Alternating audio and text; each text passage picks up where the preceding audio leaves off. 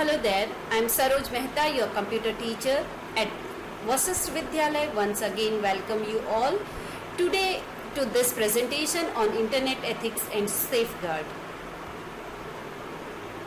This is the part 4 of this lesson. I hope that you have seen the earlier videos on the same.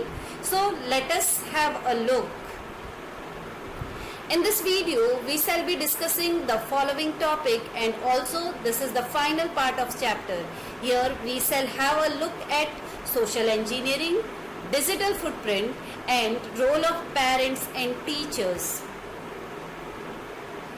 Topic 1 of today's presentation is social engineering.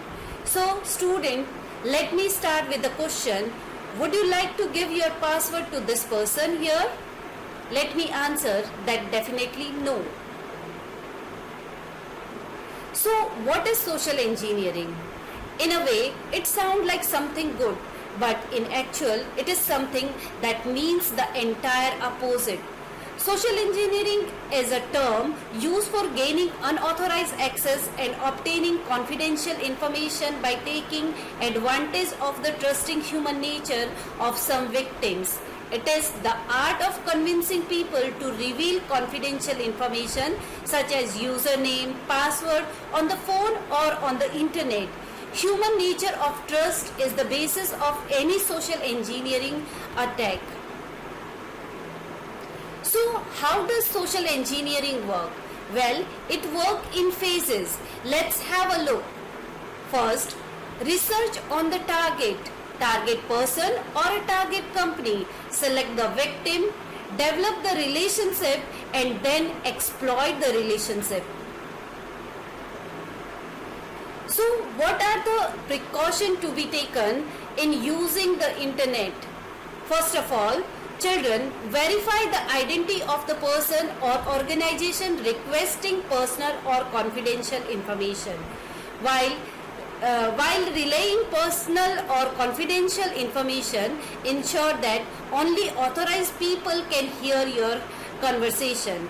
When personal and confidential information appears on the computer or mobile device, ensure that only authorized people can see your screen. Share all sensitive or confidential documents. After using a public computer, clear the history of its browser. Avoid using public computers to conduct banking or other sensitive transactions.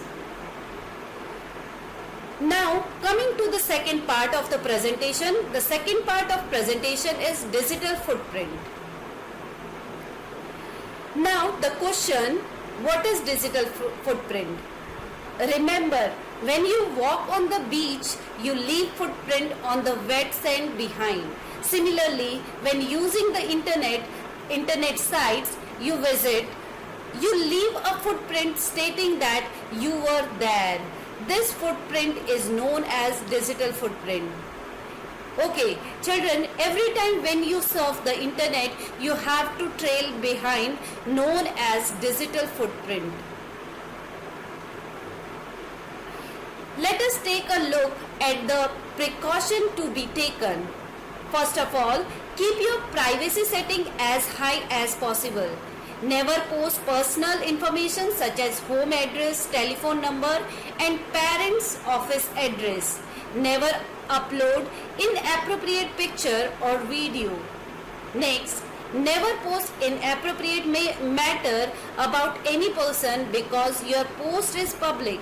If you see something online that makes you feel uncomfortable, unsafe, or worried, leave the website and turn off your computer. If you want, tell your trusted adult, your parents or teachers immediately. When you have a public computer, make sure you log out the account you have access before leaving the computer. A quick recap.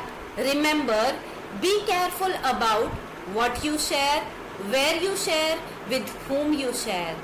Be smart about sites you visit, email you open, links you click.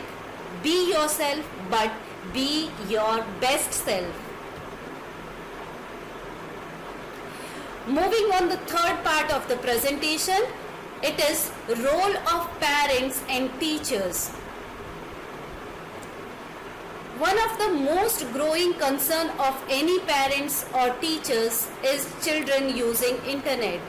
The growth and popularity of technology, especially the internet, brought up a digital generation, exciting and worries parents and teachers. So both parents and teachers have to play their role and protect the children in their virtual world.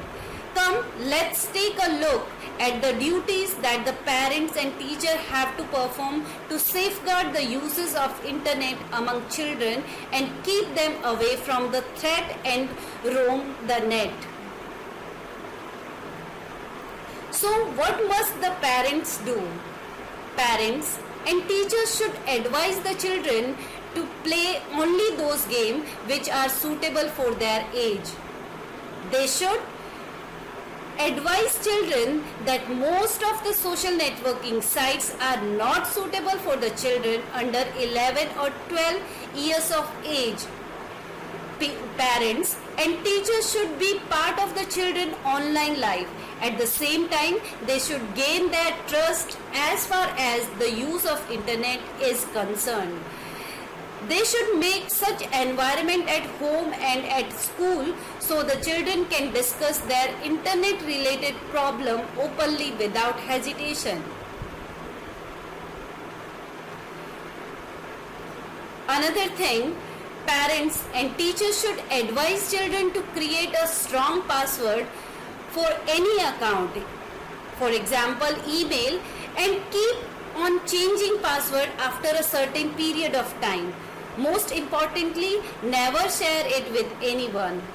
Internet has many objectionable materials, for example violence and objectionable photos. Parents and teachers should use content filtering to restrict access for the children. In the end, let's not forget that internet is an excellent tool for education, entertainment and communication. Parents and teachers should be aware that the online world is here and the only thing they can do is to prepare their children or students to become a better digital citizen. That brings us to the end of the slide.